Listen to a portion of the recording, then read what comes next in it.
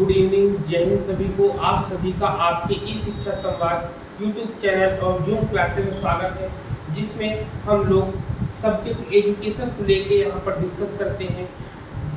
Education से subject जितने भी आपके एग्जाम होते हैं, चाहे वो एमए, एमएड हो, बीए हो, बीएड हो, या फिर आप नेट की एग्जाम दे रहे हो, असिस्टेंट प्रोफेसर का एग्जाम दे रहे हो, पीजीडी का एग्जाम दे रहे हो, जीआईसी जीडीसी का एग्जाम दे रहे हो, सभी एग्जाम में जो भी पॉइंट आता है, जो भी टॉपिक आता है, उस टॉपिक को हम लोग डिस्कस कर रहे हैं। लेकिन यहाँ पर जो यूनिट 9 आपको दिख रहा है लिखा हुआ, यूनिट 9 ये एनटीए यूजीसी जो एग्जाम कंडक्ट कराता है, उसके अकॉर्डिंग हम लोग यहाँ पर डिस्कस कर रहे हैं, ठीक है ना। और हम लोगों ने पिछली क्लास में यूनिट 9 के सेक्शन सी को हम लोगों ने डिस्कस किया था। सेक्शन सी में पिछली क्लास में हम लोगों ने PQM और 6 सिग्मा के बारे में डिस्कस किया था, ठीक है ना। तो पिछली क्लास आई होप आप सभी को पूरी तरीके से क्लियर हो गया होगा। आज की क्लास में हम लोग क्या पढ़ने वाले हैं? आज की क्लास में हम लोग क्वालिटी गुरुज के बारे में पढ़ने वाले हैं। क्वालिटी गुरु के मतलब जो कहते हैं गुणवत्ता के गुरु होते हैं, उनके बारे में आज हम लोग पढ़ेंगे। हम लोग के जो सिलेबस में है क्वालिटी गुरुज है, आपके क्या है? क्वालिटी गुरुज है आपका, याद रखिएगा।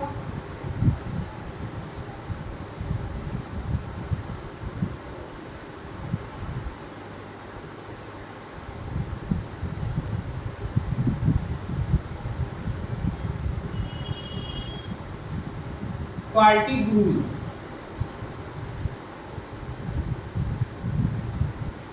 ठीक। क्वालिटी गुरुज में आपको 3 लोगों को पढ़ना है। कौन तीन लोग हैं आपके? वाल्टर सेवार्ट, लिखेंगे इसको कॉम्परेटिव में हम लोग पढ़ेंगे। सबसे पहले वाल्टर सेवार्ट होते हैं आपके, ठीक है, मेरे साथ लिखिएगा वाल्टर सेवार्ट,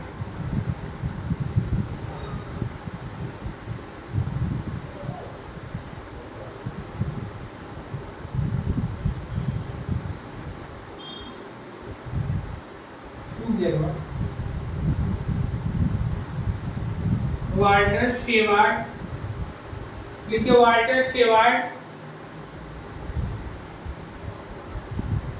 फिर दूसरा आता है आपका एडवर्ड डेविंग,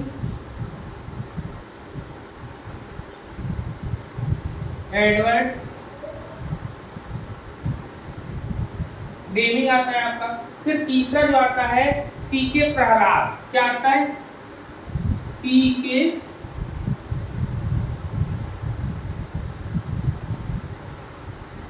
सीके प्रहलाद आता है आपका, ठीक है।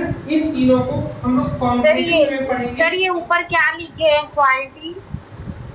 Quality gurus, GURUS, quality gurus है आपका, ठीक है। इसको हम लोग पढ़ेंगे आज की डेट में हम लोगों ने। सबसे पहले हम लोग किसके बारे में जानेंगे? वन बाय वन हम लोग डिस्कस करने वाले हैं। फिर शेवार्ट है क्या?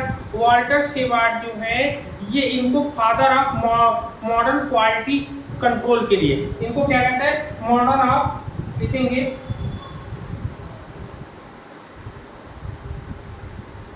मॉडर्न ऑफ, ठीक है, modern of quality control, modern of quality control. जो मॉडर्न ऑफ क्वालिटी कंट्रोल है, इसके ये फादर कहलाते हैं। किसके फादर कहलाते हैं? ये इसके फादर है, ठीक है ना। फादर है, या फादर कौन है आपके?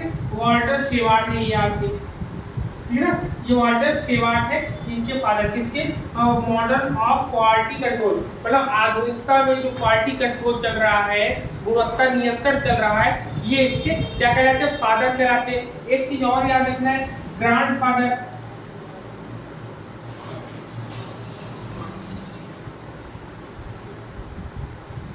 इनको जो है ग्रैंडफादर भी कहा जाता है। किसका ग्रैंडफादर कहा जाता है? PQM का। क्या कहा जाता है? PQM के ये ग्रैंडफादर है। क्या कहते हैं? PQM का जो है, इनको ग्रैंडफादर कहा है। फिर बात आती है PQM के फादर कौन है, ठीक है ना। तो PQM के फादर कौन है आप बताओ? मैंने आपको बताया था PQM एम के फादर कौन थे? Edward David. Edward David. Edward David. ठीक है, एडवर्ड डेविड पीक्यूएम के फादर हैं आपके। क्लियर है ये जो पॉइंट बताइए? इतनी चीजें पहले पहले क्या इसके कंसेप्ट को हमको समझ लेना है, इसमें क्या क्या चीजें हैं आपकी, ठीक है ना। अब यहाँ पर इतनी चीजें क्लियर हुई सॉन्ग में। चलिए अब हम लोग बात करते हैं, कहते हैं कि father of modern quality control doctor Shewhart brought together the discipline of statistics, engineering and economics। मतलब कहते हैं आधुनिक गुणवत्ता नियंत्रण के जनक। ठीक, आधुनिक गुणवत्ता नियंत्रण के जनक कौन है? डॉक्टर शेवार्ड ने सांख्यिकी, इंजीनियरिंग और अर्थशास्त्र के विषयों में एक साथ लगाया इन चीजों को। मतलब कि जो ये मॉडर्न क्वालिटी ऑफ कंट्रोल है, इसको किस में लगाया? आपका स्टैटिक्स में लगाया, इंजीनियरिंग में लगाया एंड इकोनॉमिक्स में लगाया इन्होंने। ठीक, ये चीजें बताई। फिर कहते हैं ही formulated A scientific basic of securing economic control के बारे में बात करते हैं, ठीक ना।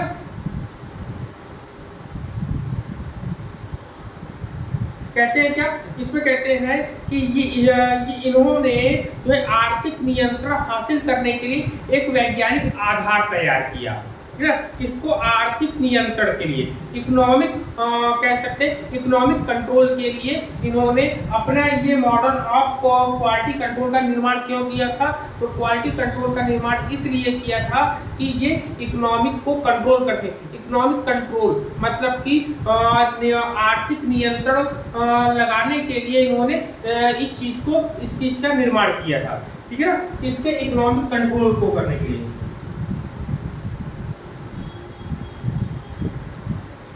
इकोनॉमिक कंट्रोल, आर्थिक नियंत्रण, आर्थिक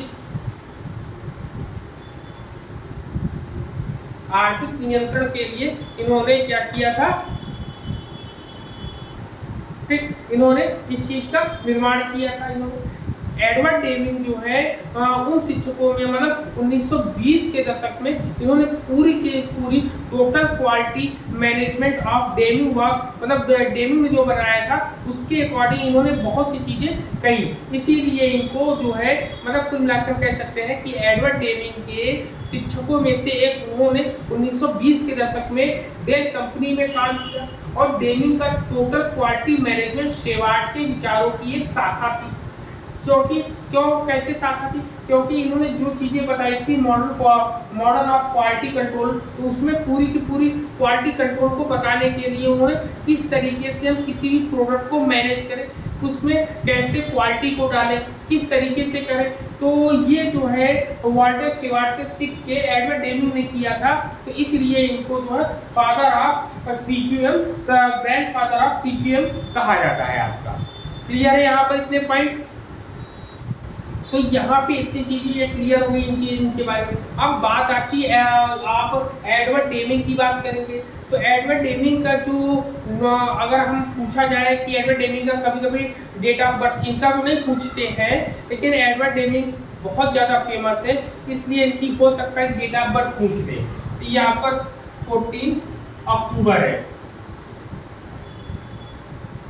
ठीक, 14 अक्टूबर 1900, ठीक है ना। इनका डेट हो सकता है मेरी पूछ ले, ठीक है।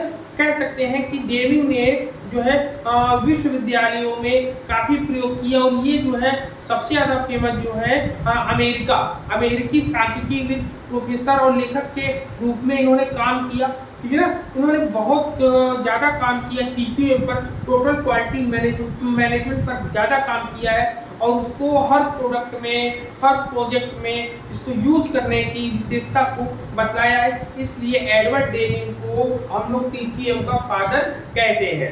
इन्होंने किसी भी चीज़ को किस तरीके से हम मैनेज करें, पूरी की पूरी चीज़ें बताते हैं आपका, ठीक है ना। यहाँ पर इन्होंने और क्या चीजें बताई थी? इन्होंने मुख्य रूप से जैसे PDCA बताया था। क्या होता है? PDCA ए बताया था यहाँ पर।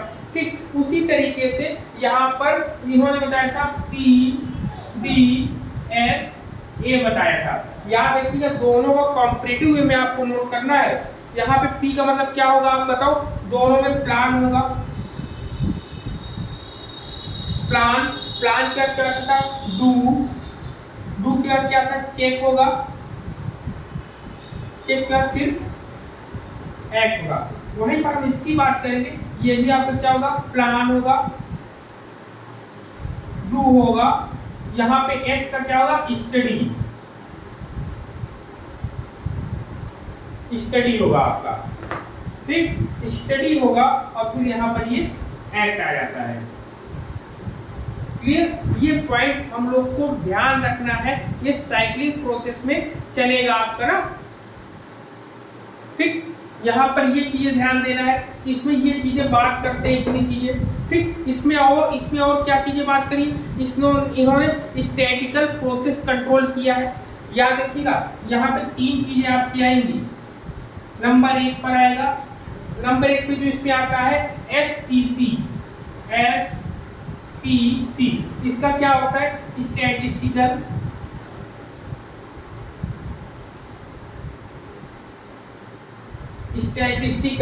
Process control.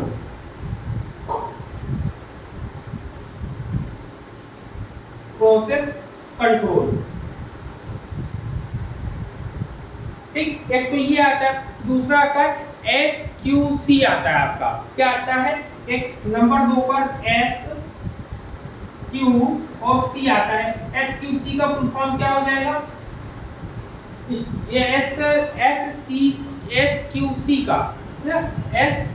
का फुल फॉर्म क्या होगा, स्टैटिकल क्वालिटी कंट्रोल। क्या होगा,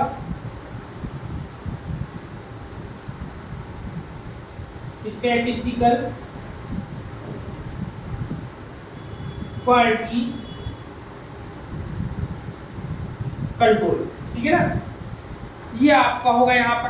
क्लियर कि यहाँ पर ये इतनी चीजें, इनके पूरा अगर आप इनके बारे में पढ़ोगे, जानोगे, समझोगे तो ये मुख्य रूप से इसके अंतर्गत आपका आता है आपका।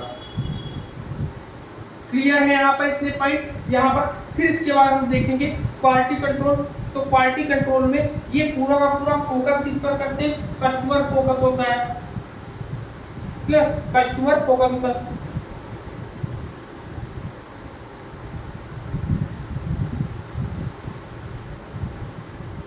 ठीक कस्टमर फोकस इनका पूरा ध्यान होता है इन्होंने। ठीक है ना, पूरा ध्यान इनका कस्टमर फोकस पे होता है आपका। क्लियर है यहाँ पे इतनी चीजें। अब थोड़ी सी बात कर लेते हैं सी के प्रहलाद के बारे में।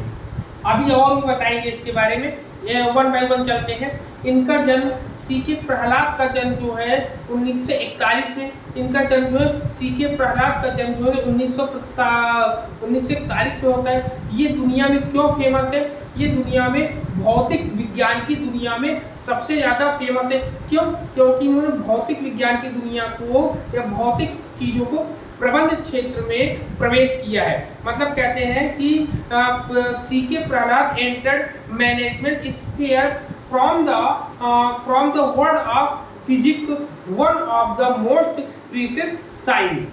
मतलब कि भौतिक विज्ञान को इन्होंने प्रबंधन के क्षेत्र में लाने का काम किया है, इसलिए इनको सबसे ज्यादा महत्व माना जाता है। लिखेंगे भौतिक विज्ञान को, भौतिक को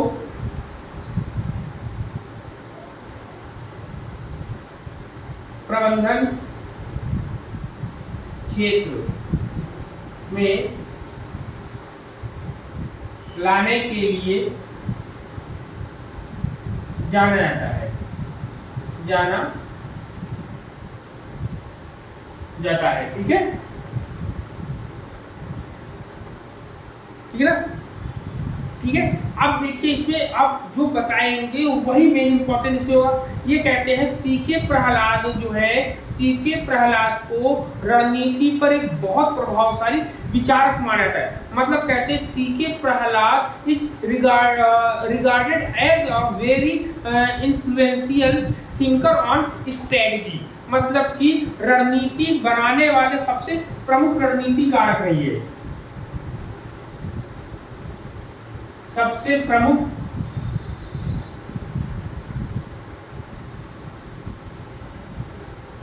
रणनीति निर्माणकर्ता, ठीक,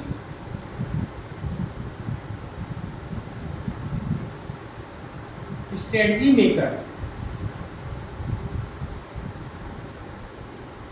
ठीक, स्ट्रेटजी मेकर के रूप में इनको सबसे पूरे विश्व में सबसे ज्यादा इसीलिए इनको जाना जाता है, इसीलिए इनको माना जाता है। क्लियर है पॉइंट? क्लियर है? इसलिए इतने पॉइंट क्लियर है? जी सर। ठीक, तो ये इतनी चीजें इनकी उपलब्धियां थी, इसलिए इनको सबसे ज्यादा प्रमुख माना जाता है। ठीक है ना।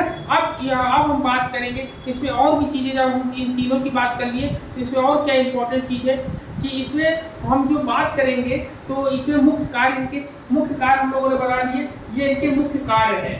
ठीक है, स्टैटिस्टिकल प्रोसेस कंट्रोल है और आपका स्टैटिस्टिकल क्वालिटी कंट्रोल है आपका।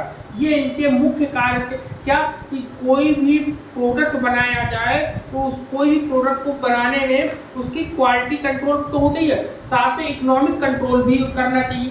ठीक, मतलब कि निर्मित उत्पाद की गुणवत्ता का आर्थिक नियंत्रण करने के लिए इन्होंने 1931 में बोला है। ठीक, कहते हैं क्वालिटी ऑफ मैन्युफैक्चरिंग, मतलब इकोनॉमिक कंट्रोल ऑफ क्वालिटी लिखेंगे। इकोनॉमिक कंट्रोल ऑफ क्वालिटी इन्होंने यहाँ पे लिखा, इकोनॉमिक कंट्रोल की जो बात करी है कब करी है? 1931 में करी है। ठीक है, 1931 में इन्होंने करी है। वहीं पर कहते हैं सांख्यिकी में, स्टैटिक्स में जो है गुणवत्ता नियंत्रण की बात करते हैं ना, स्टैटिक्स में स्टैटिक क्वालिटी कंट्रोल की जो बात करते हैं, ये जो है 1939 में करी थी। कितने? 1939 में, इसको याद रखो। ठीक, 1939 में करी थी। वही इतना हो गया। तो ये इंपॉर्टेंट चीजें थी जो कि एग्जाम में अगर पूछे तो आपको वहां से हटकर नहीं आना, आपको बताकर आना है यहाँ पर। ठीक है ना। अब देखिए इन्होंने कहा था, इसका मेन जो क्वेश्चन जो आया था, इसमें मेन जो क्वेश्चन आया था अभी जब 2020 या 21 में क्वेश्चन आया था कि जीरो डिफेक्ट कौन मानता है। इसमें 1 2 3, तो जीरो डिफेक्ट ये मानता है, इंपॉर्टेंट लिख लीजिए। जीरो डिफेक्ट, शून्य दोष, शून्य दोष। एग्जाम में यही आया था कि जीरो डिफेक्ट जो है कौन मानता है? वॉल्टर शेवार्ट है, एडवर्ड डेमिंग है, सीके प्रहलाद है। अब ये जीरो मतलब किसी भी चीज में जीरो डिफेक्ट क्यों मानते हैं DQM में? क्योंकि ये कहते हैं कि जब कभी हम संपूर्ण गुणवत्ता प्रबंधन पर ध्यान देंगे तो वहां पर किसी प्रकार की कोई कमी नहीं होगी, जब किसी प्रकार का कोई दोष नहीं होगा, इसीलिए इनको जीरो डिफेक्ट कहा गया है। कि जीरो डिफेक्ट की बात कौन करता है? तो कंसेप्ट जीरो डिफेक्ट का कॉन्सेप्ट किसने दिया है? तो आप बताएंगे एडवर्ड डेमिंग ने दिया है। इसको याद रखना है। वहीं पर अगर हम सीके प्रहलाद की बात करेंगे तो सीके प्रहलाद का नाम जो है कोर कॉम्पिटेंस आता है, कोर कॉम्पिटेंस के रूप में आता है आपका।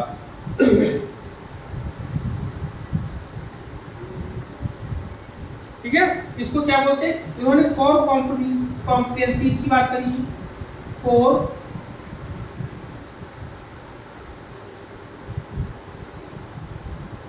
कॉम्पिटेंस के बारे में बात करी है यहाँ पर, है ना। ये याद रखना है कि इंग्लिश में याद रखना है यहाँ पर कि कोर कॉम्पिटेंस जहां कहीं भी मिले, कोर कॉम्पिटेंस की बात किसने करी है?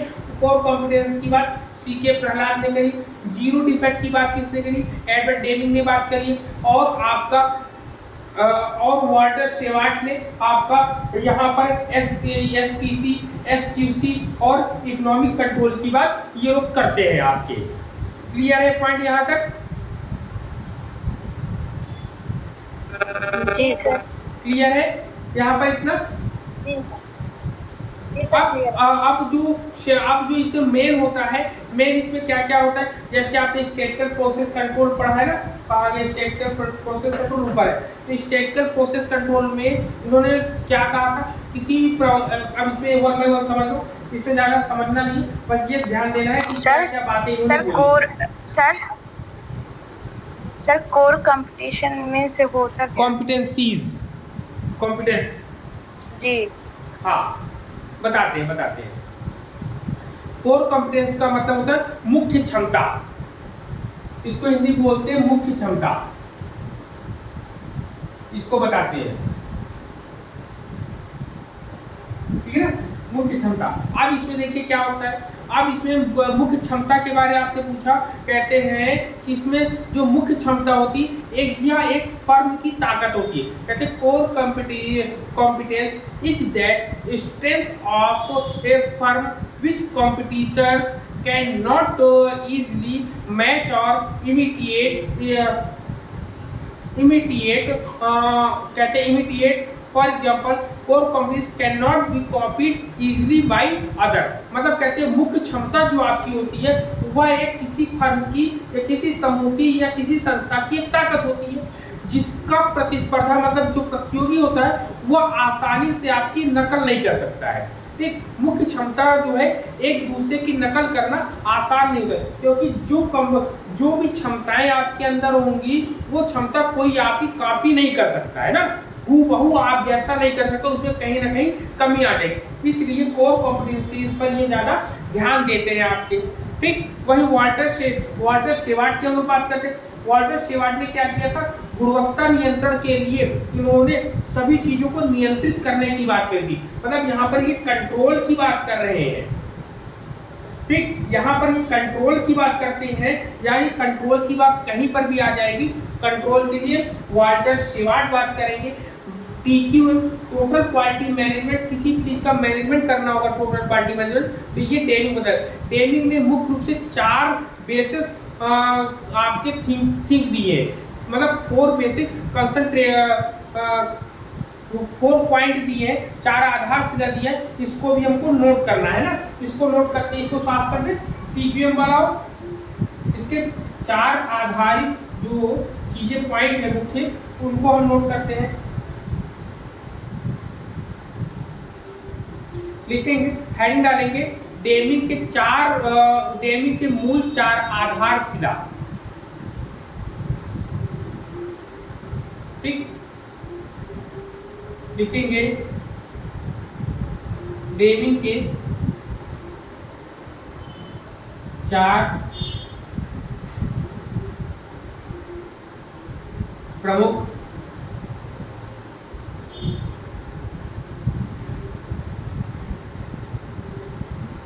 आधारशिला का मतलब होता है कि PQM को इन्होंने किसके आधार पे बताया है, ये मेन पॉइंट है आपका। तो पहला देखिए, पहले लिखेंगे PQM include customer focus, PQM include, देखिए PQM include customer focus.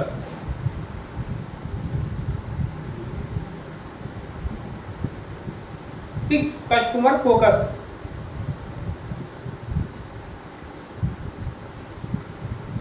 Customer focus होता है, जिसको हिंदी में कहते हैं PQM में ग्राहक फोकस को शामिल करना।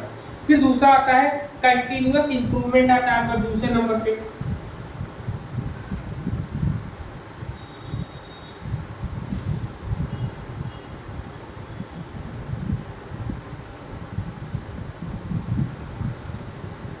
दूसरे नंबर पर कंटिन्यूअस इंप्रूवमेंट, जिसको निरंतर सुधार बोलते हैं हम लोग, क्या, निरंतर सुधार होता है। नंबर 3 पर जो आता है आपका, नंबर 3 पे आपका क्या आता है, नंबर 3 पे आता है डिफेक्ट प्रिवेंशन एंड, कहते हैं defect prevention and the importance of sharing quality responsibilities, मतलब कि दोष निवारण और गुणवत्ता जिम्मेदारी। ठीक है, तीसरे लिखेंगे defect prevention, defect prevention,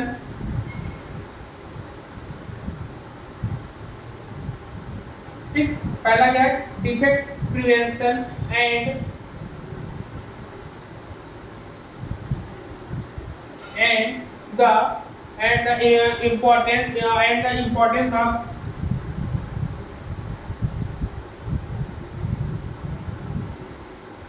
the importance of sharing quality responsibility, importance of sharing, ठीक है, sharing quality responsibility, quality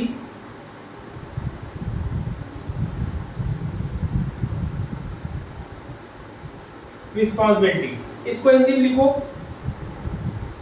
दो से निवारण, लिखिए हिंदी में, बोले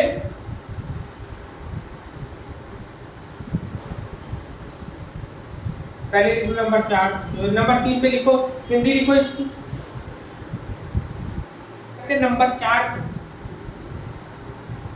4 पे होता है team work and team effort, लिखेंगे टीम वर्क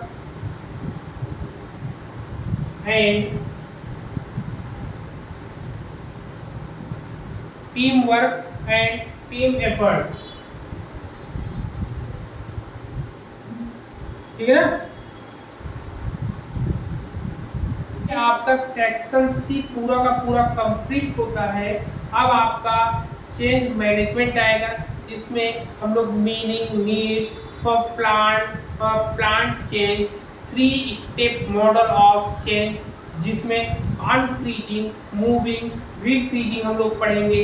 फिर जैपनीज मॉडल आएगा आपका, थोड़ा सा ये बड़ा है आपका ना, थोड़ा सा ये आपका बड़ा रहेगा, ठीक है। ये इसमें आपका चेंज मॉडल क्या होता है, पूरी की पूरी चीजों को हम लोग डिस्कस करेंगे इसको। चलो इसको साफ कर दें। जी सर, जी। सेक्शन डी की, ठीक, सेक्शन डी में है, सेक्शन डी में आपको क्या मिलेगा,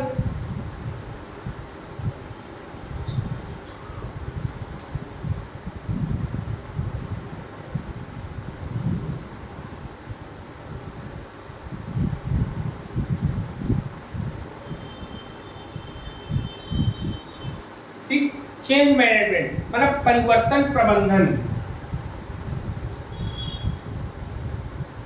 परिवर्तन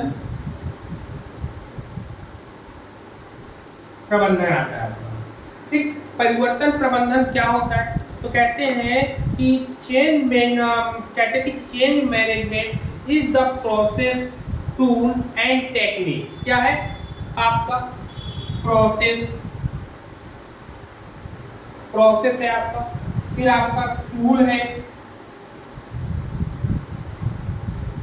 है और टेक्निक है आपका,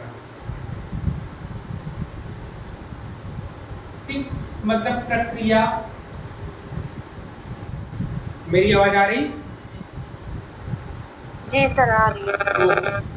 तो हम लोग यहाँ पर बात कर रहे हैं चेंज मैनेजमेंट के बारे में, परिवर्तन प्रबंधन के बारे में, जिसे बोलता है परिवर्तन प्रबंधन आवश्यक रूप से व्यावसायिक परिणाम प्राप्त करने के लिए परिवर्तन के जो पक्ष होते हैं उनको बताता है। अब उसमें जो व्यावसायिक परिणाम प्राप्त करने के लिए जो हम लोग बात करते हैं वो मुख्य रूप से आपका प्रक्रिया पर आधारित होता है, टूल्स पर आधारित होता है, जिसको उपकरण बोलते हैं, टेक्निक मतलब तकनीक, मतलब कहते हैं कि change management is the process, tool and techniques to manage the people side of change to achieve the required business outcomes. मतलब बिजनेस आउटकम्स के लिए इसका हम यूज करते हैं, किसके लिए, याद रखिएगा, व्यावसायिक परिणाम के लिए। बिजनेस लिखेंगे बिजनेस आउटकम, बिजनेस आउटकम्स के लिए ही हम लोग चेंज मैनेजमेंट को यूज करते हैं। जब कभी चेंज मैनेजमेंट को हम यूज करेंगे तो उसमें सबसे पहले हम लोग क्या प्रोसेस को हम लोग चेंज करेंगे, फिर टूल्स को चेंज करेंगे, फिर टेक्निक्स को हम चेंज करेंगे। फिर कहता है कि परिवर्तन प्रबंधन में संगठनात्मक रूप से उपकरणों को शामिल किया है जिनका उपयोग या जिनका प्रयोग व्यक्तियों को सफल व्यक्तिगत परिवर्तन करने में मदद करने के लिए, मतलब कि इसमें कहता है कि जो टूल्स है, टूल्स का उपयोग क्यों कहते हैं, कहते हैं कि change management incorporate the organization tools that can be utilized to help individual make successful person transaction result in the adopting and realizing of change। ठीक है, मतलब कहता है कि जो परिवर्तन प्रबंधन है उसमें संगठनात्मक रूप से उपकरण शामिल किया है जिसका उपयोग व्यक्तियों को सफल व्यक्तिगत परिवर्तन करने में मदद करने के लिए किया जाता है, जिसके परिणाम स्वरूप परिवर्तन को अपनाने और प्राप्त करने में मदद मिला। कुल मिलाकर ये कहता है कि टूल्स के माध्यम से, उपकरणों के माध्यम से किसी भी व्यक्ति को सफल बना सकते हैं, किसी भी संस्था को हम लोग सफल बना सकते हैं, क्योंकि आपके पास जितने आधुनिक उपकरण होंगे, जितने आपके जो आजकल के बिहेवियर में यूज कर रहे हैं वो सब उपकरण होंगे, तो आप किसी भी प्रोडक्ट को बहुत अच्छे तरीके से काम कर लेंगे, चाहे कहीं पर भी। अगर आपको अच्छी अच्छी टेक्निक्स आती है तो आप जो है उसको और बेहतर तरीके से कर सकते हैं। इन सबका मिला जुला कर एक कंक्लूजन निकालेंगे, कहते हैं परिवर्तन की आवश्यकता की पहचान करना। मतलब इसमें सबसे पहले क्या करा जाता है, इसमें कुछ प्रोसेस दिया जाता है, कुछ प्रोसेस है इसमें प्रोसेस में सबसे पहले कहता है आइडेंटिफाइंग नीड फॉर चेंज, मतलब आइडेंटिफाई नीड चेंज लिखेंगे मेरे साथ, आइडेंटिफाइंग, देखिए आइडेंटिफाइंग, देखिए identifying need for change, need for change होता है, ठीक है ना, नीड फॉर चेंज, जिसमें हम हिंदी में क्या कहते हैं, परिवर्तन की आवश्यकता की पहचान करना, परिवर्तन की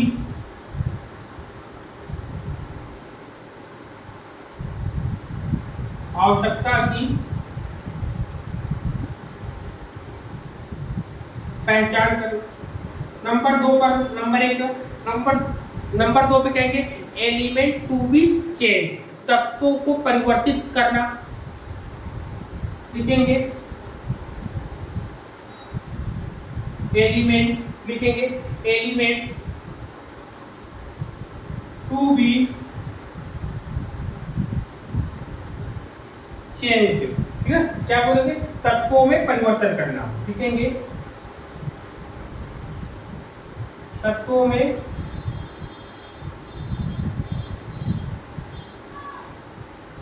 परिवर्तन करना, ठीक है। फिर नंबर 3 पर हम आएंगे। नंबर 3 पे क्या होता है, कहता है कि प्लानिंग फॉर चेंज, मतलब योजना में बदलाव करना,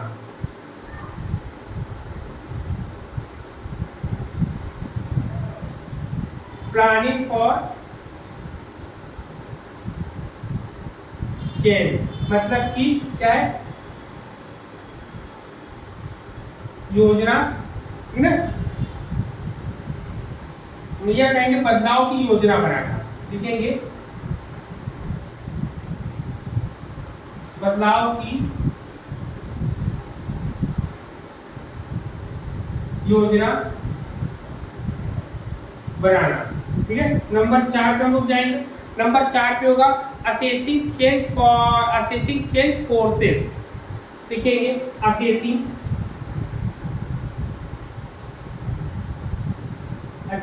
फॉर चेंज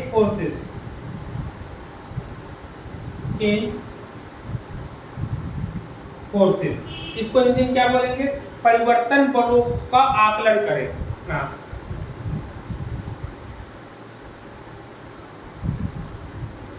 परिवर्तन बलों का आकलन करना, ठीक है। नंबर 5 पे जो आपका आएगा, नंबर 5 पे आपका आता है एक्शन फॉर चेंज, एक्शन लिखेंगे एक्शन फॉर चेंज।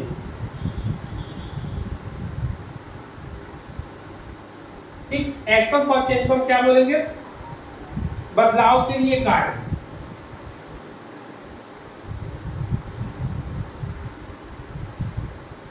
बदलाव के लिए कार्य। ठीक, यहाँ पर ये पॉइंट है, ठीक है ना, इतने पॉइंट है। इसमें हम लोग क्या देखते हैं? सबसे पहले हम परिवर्तन की आवश्यकता की पहचान करते हैं कि हमें किसी चीज में परिवर्तन क्यों करना है। दूसरे में कहता है कि परिवर्तन पहचान करने उनके तत्वों में क्या परिवर्तन करना है। मतलब पहले में क्या करना है? नीड को आइडेंटिफाइड नीड करते हैं, मतलब आइडेंटिफाइड नीड हो गया पहले में। दूसरा एलिमेंट हो गया, एलिमेंट को हम देखेंगे दूसरे में। तीसरे में प्लान को चेंज करेंगे हम लोग। चौथे में असेसिंग करेंगे, चौथे में एक्शन को चेंज करेंगे। तो ये आपका शॉर्ट कीज बनता है जिसको IEPAAC करते हैं। तो इस तरीके से आप शॉर्ट में इसको बना के आप इसको याद कर सकते हो, ध्यान रख सकते हो। ठीक, तो ये हम लोगों ने आज की डेट में हम लोगों ने क्या क्या पढ़ा है? आज के हम लोगों ने क्वालिटी गुरुज के बारे में पढ़ा है, एडवर्ड डेविंग के, वॉल्टर स्टेवार्ट के और सीके प्रहलाद के बारे में पढ़ा है। और हम लोगों ने सेक्शन डी स्टार्ट कर दिया। सेक्शन डी में हम लोगों ने चेंज मैनेजमेंट के बारे में पढ़ा है, जिसमें हम लोगों ने जाना है कि चेंज की आवश्यकता क्यों पड़ती है, अगर आवश्यकता पड़ती है तो किन किन तत्वों पर हम चेंज करें।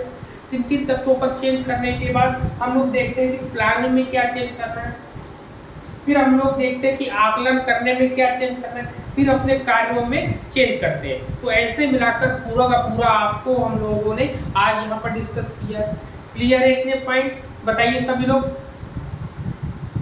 सर एक बार एक्सप्लेन कर दीजिए कि मतलब चेंज मैनेजमेंट का जरूरत क्यों पड़ती है। हाँ, उन्होंने चेंज मैनेजमेंट की जरूरत इसलिए बताया है कि जब कभी हम कोई भी वर्क कर रहे हैं उसमें हमें बिजनेस से हमारे प्रॉफिट हो, तो बिजनेस को प्रॉफिट बढ़ाने के लिए हम लोग चेंज मैनेजमेंट का यूज करते हैं। चेंज मैनेजमेंट हमेशा लगातार होता रहता है। क्यों? उसमें सबसे इम्पोर्टेंट चीज उन्होंने टूल्स को बताया कि जितने अच्छे टूल्स हमारे पास होंगे हमारा बिजनेस आउटकम उतना बेहतर होगा। और चीजें भी इम्पोर्टेंट है, लेकिन यहाँ पे टूल्स और टेक्निक को ज़्यादा इम्पोर्टेंट दिया कि इससे उनका बिजनेस आउटकम कैसे बढ़ेगा, किस लिए बढ़ेगा, कहाँ से बढ़ेगा, ये इस पर पूरा का पूरा फोकस करता है चेंज मैनेजमेंट। पूरा का पूरा इनका उद्देश्य यही होता है कि हमारा बिजनेस आउटकम बढ़ना चाहिए। क्लियर है पॉइंट? जी सर। चलिए जी ठीक है, तो अब हम लोग मिलेंगे कल की डेट में नए 3 स्टेप मॉडल पढ़ेंगे जो कि गुड लिविंग का है, अनफ्रीजिंग, मूविंग, रीफ्रीजिंग के बारे में। ठीक है, तो कल आप लोग पूरा का पूरा रिवीजन करके आइएगा, आपको आपका रिवीजन भी होगा और उसके आगे हम लोग डिस्कस भी करेंगे। ठीक है, तो चलिए नेक्स्ट क्लास में मिलते हैं, तब तक के लिए सभी को जय हिंद।